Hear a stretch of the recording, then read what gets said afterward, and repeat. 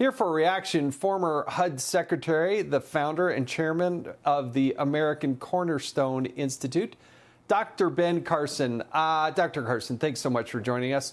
I got to tell you, some of the guidance along the way, 54 years, sitting in that one seat, it's just too long. We talk a lot about term limits for members of Congress.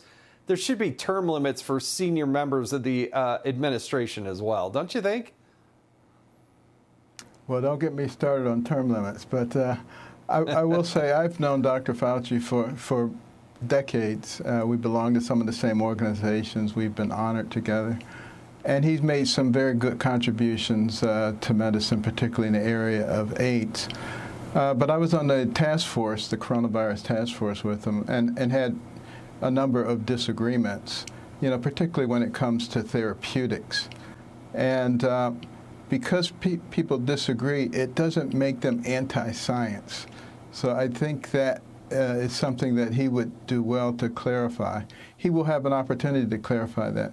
He will have an opportunity before the congressional committees to talk about many of the statements that were made that perhaps vary a little bit from veracity.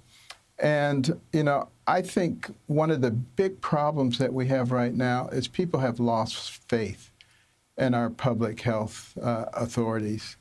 And the way that we've handled COVID has been a big part of that, not talking about natural immunity, which we've known about for hundreds of years since the Civil War, and the tremendous benefit that it conveys to people. I think that was a big mistake, talking about vaccinating kids when they have almost a 0% mortality and very little morbidity from it. At least explain to people why should they get vaccinated if they're a child.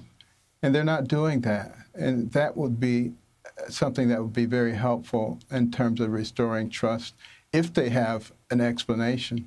But I think the area where he could be most helpful is to really condemn the collusion of big tech and some of our federal law enforcement agencies in suppressing the opinions of people who disagreed with the CDC and with some of the recommendations that he put forth.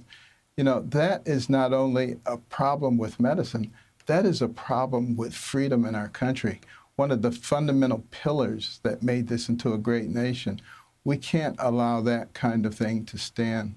So he has an opportunity, I think, to rectify some of the mistrust and perhaps enhance his legacy.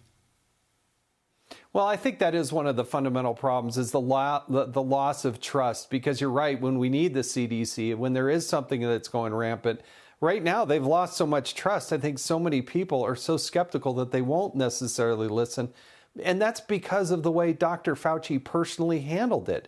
Every time he's on Vanity Fair and doing all these media interviews and writing a book and making $5 million during COVID, I think a lot of people just don't understand that. No, I'm sure they don't. And maybe a little humility, just a little bit would go a long way.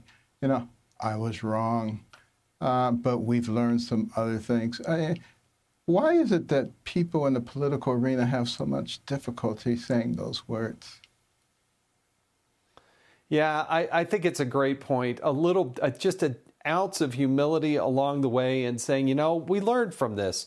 I mean, the United States of America, that's who we are, Doctor, right? We are self-critical, but we do it in order to make the world a better place. And I got to tell you, Doctor, I'm a huge fan of what you did and how you did it. I think you've personified how to do these types of things. We need more of that in our public servants, not less. So thanks for joining us tonight. I wish I could talk to you for the full hour, but I hope you have a wonderful, wonderful, happy New Year. Thanks for joining us tonight. Thank you. You too, Jason. Thank you. Hey, Sean Hannity here. Hey, click here to subscribe to Fox News YouTube page and catch our hottest interviews and most compelling analysis. You will not get it anywhere else.